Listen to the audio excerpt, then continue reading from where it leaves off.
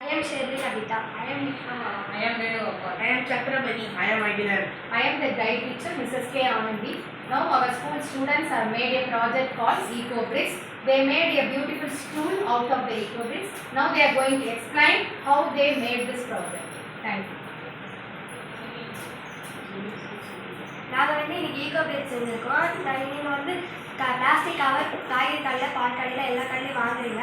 ஆனால் அதை வீட்டுக்கு போயிட்டு மக்கும் குப்பை மக்கா குப்பை போடாமல் ரோட்டில் போட்டு போகிறீங்க. அந்த ரோட்டில் போட்டு போகிறது என்ன ஆகுன்னு உங்களுக்கு தெரியுமா? விலங்குகள் சாப்பிடுது. அதே இல்லாமல் சாலை ரொம்ப மோசமாக இருக்குது. அதை குறைக்க நீங்கள் பிளாஸ்டிக் கவரை வாங்காமல் மஞ்சள் பை கொடுங்க. அதுக்கப்புறம் இந்த வீட்டு பக்கத்தில் கவர் இருக்குன்னு சொல்லிட்டு நீங்கள் பிளாஸ்டிக் கவரை தண்ணியில் போடுறீங்க. அந்த தண்ணி கடலில் போய் சேரும்போது அந்த தண்ணியில் அந்த பிளாஸ்டிக் கவர் சின்ன மீன் வேறு திமிங்களை வேறு சாப்பிட்டு அந்த திமிங்களை வேறு இறந்து போகுது. அந்த பிளாஸ்டிக் கவரை நீங்கள் யூஸ் பண்ணாமல் அந்த யூஸ் பண்ணுறதுனால அது எரியுது. அது எரிக்கிறதுனால வளிமண்டலத்தில் போய் காற்று மாசறிகிறது. நிலம் காற்று எல்லாமே மாசறிகிறது. அதனால பிளாஸ்டிக் கவரை பயன்படுத்தாமல் மஞ்சள் பை பயன்படுத்துது.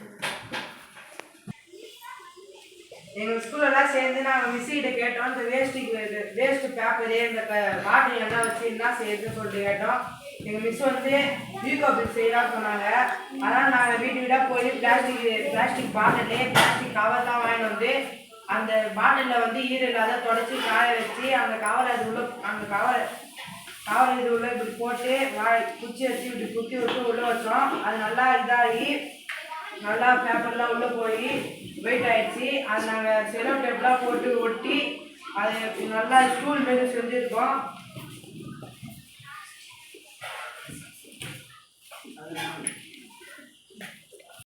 பார்த்தீங்களா, எங்கள் டீம்லேருந்து 2 பேர் உட்காந்துருந்தாங்க. சத்திரபாண்டி 62 kg, ரேணுகோபால் 40 kg. ஆனால் நான் சொல்லியிருந்த இது 100 கிலோ மட்டும்தான் தாங்கும். ஆனால் இவங்க 2 பேரும் சேர்த்து 102 கிலோ. ஆனால் இவங்க 2 பேரும் உட்காந்து இந்த ஸ்டூல் தாங்குது. இது மாதிரி நாங்கள் நிறைய ஸ்டூல் செஞ்சு பிளாட்ஃபார்மில் இருக்கிற இந்த பூக்கடை, அதுக்கப்புறம் வளையல் கடை, அது மாதிரி வச்சுருக்கிறவங்க எல்லாருக்கும் கீழே தான் உட்காருவாங்க. அவங்களுக்கு நாங்கள் இது மாதிரி ஸ்டூல் செய்ய போகிறோம். இது மட்டும் இல்லாமல் எங்கள் ஸ்கூலில் இருக்கிற 1வது பசங்களுக்கு நாங்கள் ரைட்டிங் டெஸ்க் செஞ்சு தர போகிறோம். அதுக்கப்புறமா நாங்கள் லைப்ரரி வைக்கிறதுக்கு ரேக் செய்ய போகிறோம். இது மட்டும் இல்லாமல் நாங்கள் இன்னும் நிறைய செய்யலாம்னு இருக்கோம்.